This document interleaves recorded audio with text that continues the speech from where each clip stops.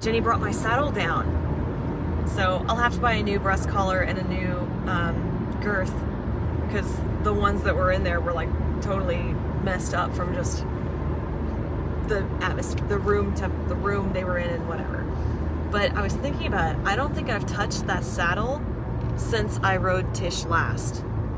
So the last time I touched that saddle is when Tish was alive. And I was just thinking about that, like, it's kind of crazy that my horse was alive the last time I touched my saddle. So she passed away in like sometime in the spring. So I definitely didn't ride her because I was in academy. So the last time I touched that saddle at the latest was the fall of 2014. I haven't touched that saddle since then. It's kind of crazy to me. And now I am gonna get my saddle back. I think it was last night that I was thinking about my saddle coming to Nashville and having that, and then I just started praying, like, God, I want a horse again. And part of me felt a little selfish, like a kid just wanting everything, because I feel so happy in so many areas of my life, and yet now that like the horse stuff is coming back up again, I'm like, I want a horse again too. I want a horse that's mine, that's interesting, that I can connect with. I miss that bond. A girl, I think you heard this, Marco, because you said you've been listening. A girl was referring to her heart horse, and I was like, oh, I know what that means. I know what it means when you talk about your heart horse, because Tish was my heart horse. Shady was my first, but she wasn't my heart horse. Tish was.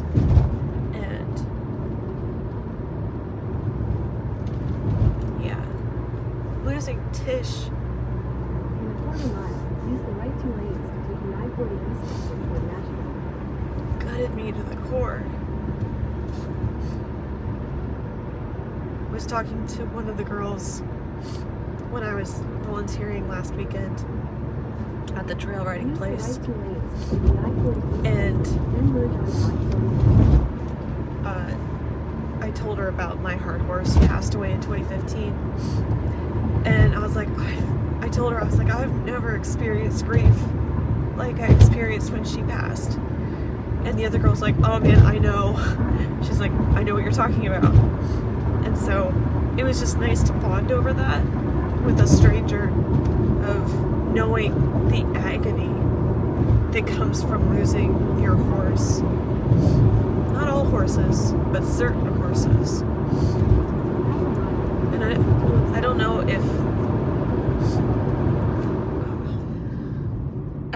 if I'll ever feel that way again. I presume I probably could, depending on the horse, but man, that was brutal. Anyway, I was praying to God last night, like, God, I want another horse. I want a horse that I think is beautiful. Like, Tish was so beautiful. She was such a pretty mover. Her coat was really pretty. She had pretty conformation, like her body physique was very pretty. And she was so much fun to ride. She was also frustrating as hell to ride. And she was difficult and particular, and it made me feel really proud that she trusted me, and we had a good working bond, and I just loved her. And I miss that. And I want to have that again. And I want to have a place here that I could have a horse and ride. Because it's just not the same going and riding somebody else's horse without a connection with the horse. It's just not as much fun unless you're allowed to build a connection with the horse. And so, anyway, I was thinking about that. Yeah. It's interesting that I haven't prayed for or really desired a spouse or a boyfriend for a while. When it was just all encompassing for a while. And now I'm having so much fun with the stunt work and ice skating and everything. But the thing I'm praying for is a horse. And I'm thinking, like, I don't have time for a boyfriend right now because I'm working on stuff. It would be nice if I had a guy that was into the same things so we could go do them together. I would love that. That'd be awesome. But I don't want to step away from what I am doing just to watch a movie with him. I don't want that. I'd love to go dancing with him. I'd love to go riding with him. I'd love to do the stunt classes with him. That'd be awesome. But, or some other athletic thing. But I don't want to just go watch a movie. I've got stuff to do. Anyway, it's weird. Like, as I was saying that, then I just felt like, no, I want to cry some more about my horse and wanting a horse. About missing my horse and wanting another horse. It was just weird that I, like, felt that there was still more I wanted to get out.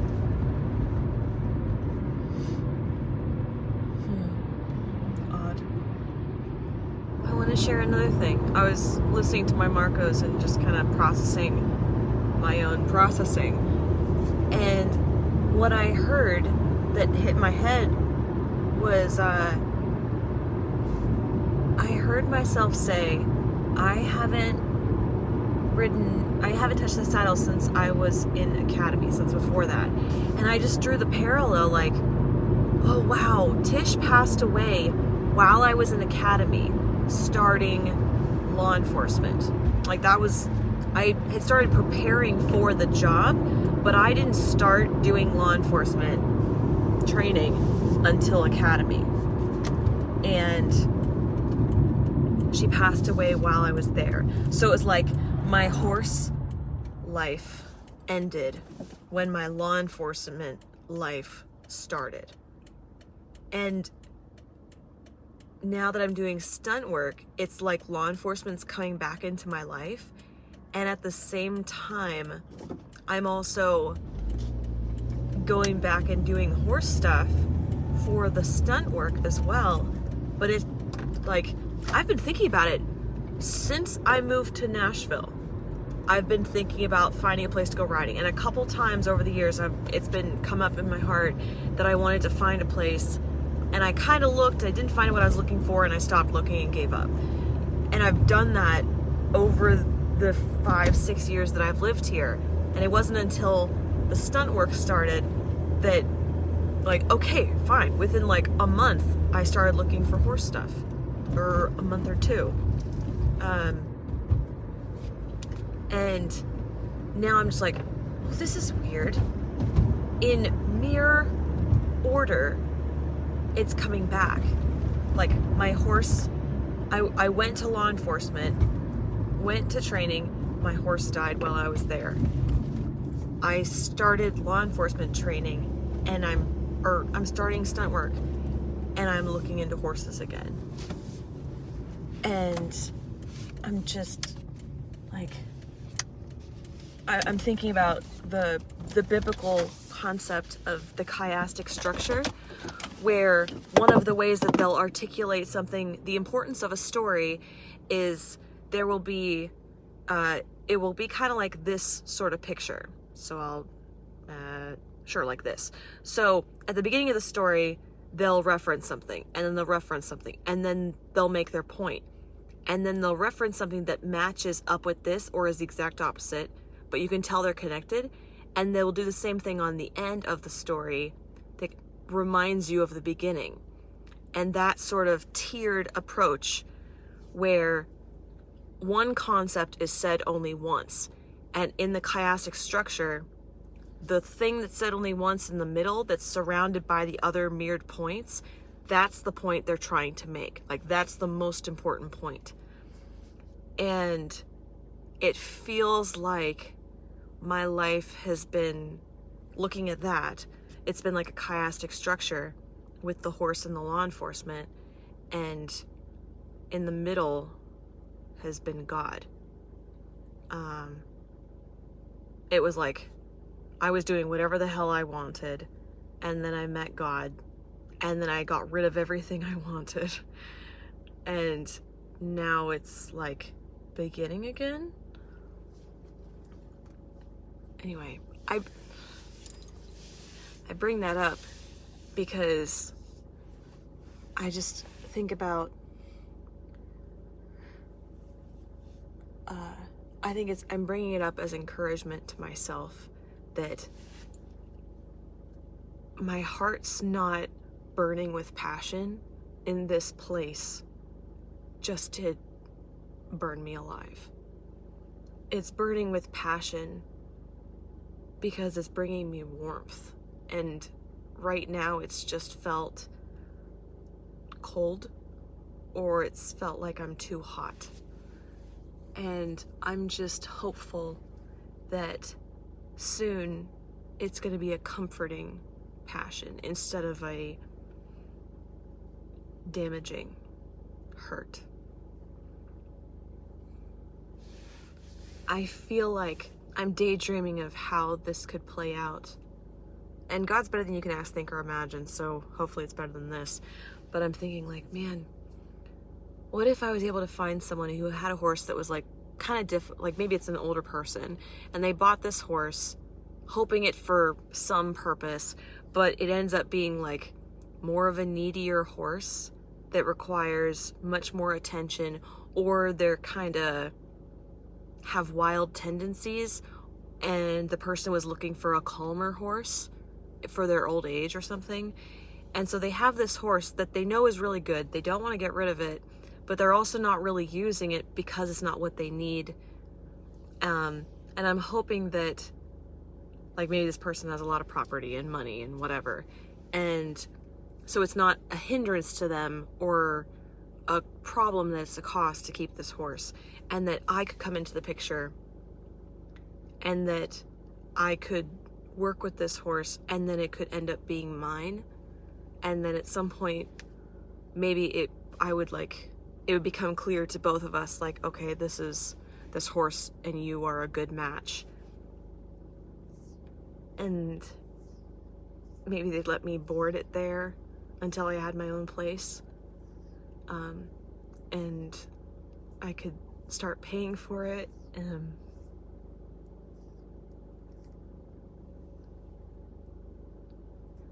You know what's weird? I went to training and it got canceled, and I didn't know. So I was like, well, I have enough time to go to church, so I did. And one of the words of knowledge was about finding a home. And I was like, oh, I would love not to be renting a room here. I would love to have my own place. I would love to have my own home. And I was thinking about that. And so I went up for prayer, and I got prayer from Matt Kilpatrick. And one of the things he said was praying that that the housing market would work out in a certain way, and that I would get a home with a fixed multi-year lease. And I've thought about that. I'm like, that's interesting. So there's the backstory. And when I was just thinking about this horse and thinking about slowly paying for this horse to buy it from a person, I just thought about the fact that that's like a home. Like a horse is like a home. And I was like, oh. I mean, it's not what I was thinking about, and I'm sure at some point I'll have my own home, but I was just thinking,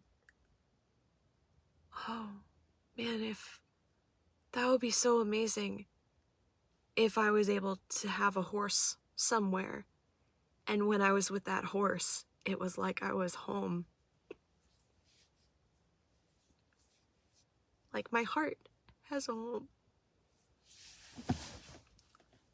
So maybe I don't live in a house that is a home like I would want, but my heart would have a home with my horse. Which, you know,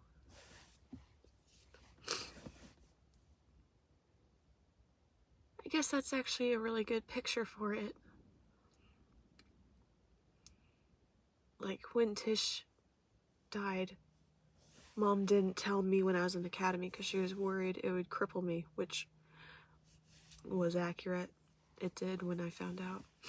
And then I got straight into a park, and I was doing law enforcement, and she didn't want to tell me then either. So I didn't find out until October when I came home. And I was going to go out to the field. Mom told me she was gone. And she died while I was in the academy.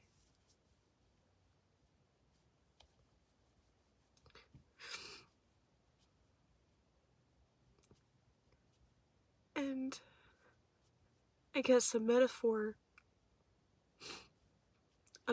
you could use for that is, it was like coming back to your house and finding it on fire, completely encompassed in flames, and nothing is going to be salvageable. And now you're homeless and you have nothing. That's what it was like. Literally, I came home and I found out she was gone. And that was it. There's nothing to do. She's gone. So, this would be like, I've been homeless for years without the home from my heart as it's connected to horses. And having a horse again would be like not being homeless.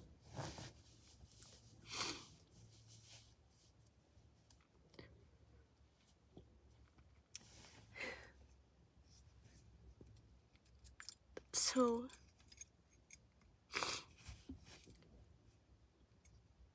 yeah, it feels like me being like a little kid asking for everything.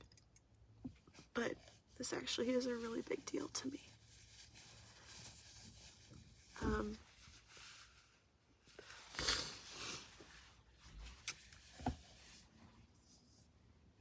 And when I'm being aware of, like, just the feeling of when I got to do law enforcement stuff again in the stunt training. And I said how I left that class, that first class, and I was like, oh my gosh, part of my heart is back. Part of my heart that was gone that I didn't realize was gone. And literally, since that day, I have been crying so easily, because it's like, I have more of myself. I have access to parts of me that I didn't have access to before. And I'm online emotionally in ways that I didn't know I was offline. And it's kind of like that with thinking about losing Tish and wanting that connection again and missing that. And like,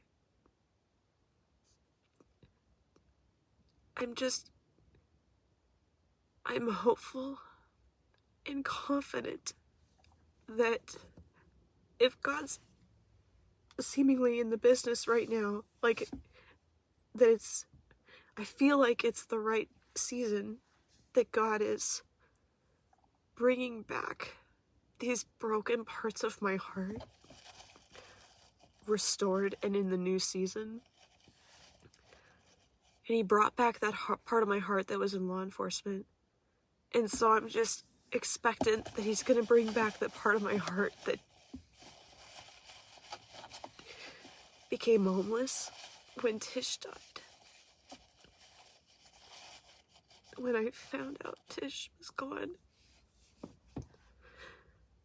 So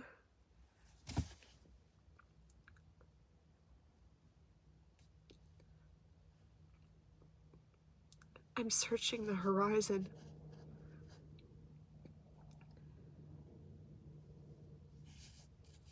to see when is that coming.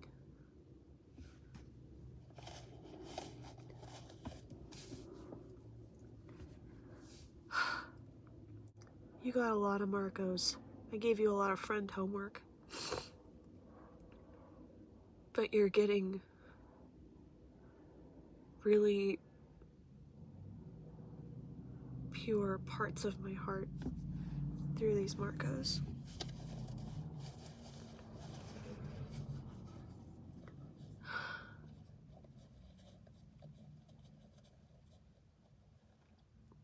Thanks for not just being a sounding board, but for being someone who I know cares and at some point will listen to these. It's maybe it helps me be more present knowing that it's not just a sounding board. This is not just me externally processing to the wind, but in the presence of someone who cares. Not right now, but when you see it. When I got to the house tonight, my saddle was sitting on the bench outside, and I was like, I didn't say this out loud, but I was like, I don't want to pick it up yet. I don't want to touch it yet. Because it was like, it just felt like it was something not necessarily prophetic, but it was like it was a marker in time when I pick it up again. And I didn't want to pick it up yet. I also wasn't sure if I was going to burst into tears, so I was like, I don't want to do that right now either. And I was thinking about tomorrow when I go back, and I'm going to pick it up. Literally pick it up, and also pick it up so I can bring it home with me. And just thinking, the thought I had in my head was picking up my saddle is like picking up a key to the house, picking up a key to the home. The key isn't the home, but the key gives you access to the home. I'm kind of really hoping that's true. I'm really hoping that's true.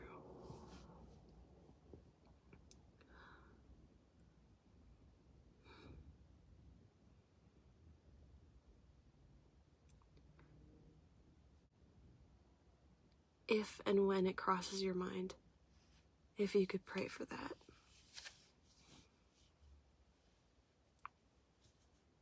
About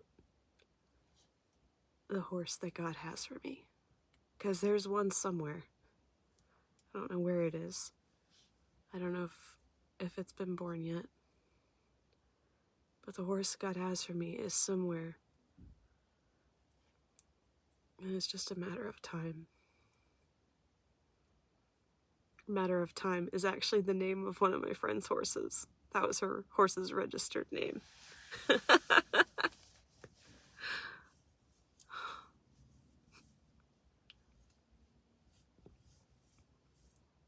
Anyway. Okay, I'm gonna go inside and get ready for bed now. I would really love to hear back from you. Just in general, always. But also because I feel like I just laid my soul bare. And I would just love to hear tender words spoken back. Okay, I love you.